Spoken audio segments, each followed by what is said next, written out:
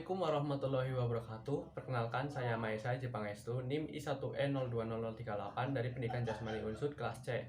Di sini saya akan menjelaskan tentang pendidikan dan stratifikasi sosial yang bertemakan makna dan upaya penting yang dilakukan mahasiswa sebagai agen perubahan guna menumbuhkan motivasi pendidikan di tengah pandemi COVID-19 dan solusi apa yang ditawarkan terhadap ancaman penurunan tingkat kesejahteraan masyarakat. Dosen pengampu Ibu Dewi Anggraini, SPD MPD. Yang pertama akan saya bahas adalah pendidikan. Pendidikan merupakan usaha sadar dan terencana untuk mewujudkan suasana pembelajaran agar peserta didik dapat secara aktif untuk mengembangkan potensi dirinya agar memiliki kepribadian, kecerdasan, akhlak mulia, serta keterampilan yang diperlukan dalam bermasyarakat. Pendidikan sendiri memiliki tujuan utama untuk menjadi media dalam melakukan pengembangan potensi dan mencerdaskan manusia agar siap menghadapi kehidupan di masa yang akan datang. Pendidikan dalam sebuah negara dapat dikatakan sebagai salah satu hal yang sangat penting untuk diperhatikan dan ditingkatkan. Yang selanjutnya adalah stratifikasi sosial. Berikut adalah beberapa stratifikasi sosial menurut para ahli. Yang pertama, menurut Patirim A. Sorokin, stratifikasi sosial adalah perbedaan penduduk atau masyarakat ke lapisan-lapisan kelas secara bertingkat atau hierarkis.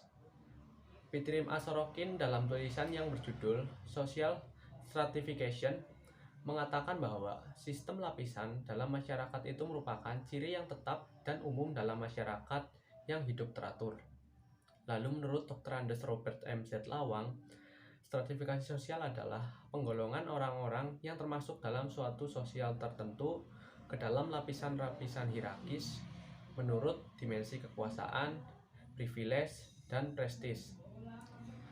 Lalu, stratifikasi sosial berarti sebuah pengelompokan masyarakat untuk membedakan satu masyarakat dengan masyarakat lainnya yang bisa dilihat dari kekayaannya, kekuasaan, kehormatan atau kewenangan, dan ilmu pengetahuan atau pendidikannya. Selanjutnya adalah jenis stratifikasi sosial. Yang pertama adalah stratifikasi sosial tertutup, yaitu di mana tiap anggota masyarakat tidak dapat pindah ke strata atau tingkatan sosial yang lebih tinggi ataupun lebih rendah. Contohnya sistem kasta di India dan sistem kasta di Bali. Yang kedua adalah stratifikasi sosial terbuka, yaitu di mana setiap anggota masyarakat dapat berpindah-pindah strata atau tingkatan sosial ke yang lebih tinggi atau ke yang lebih rendah.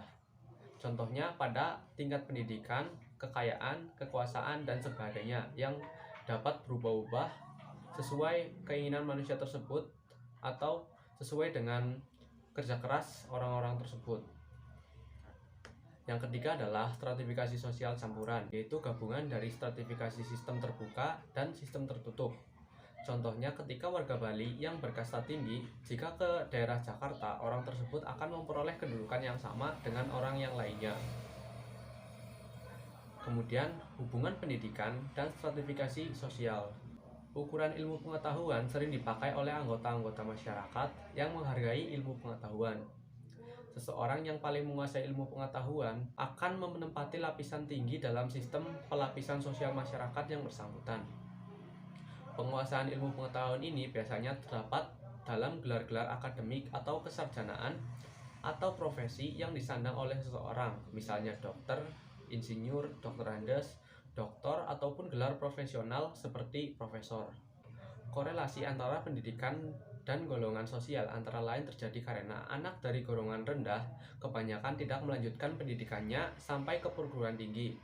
Sementara orang-orang yang termasuk golongan atas beraspirasi agar anaknya menyelesaikan pendidikan sampai ke perguruan tinggi.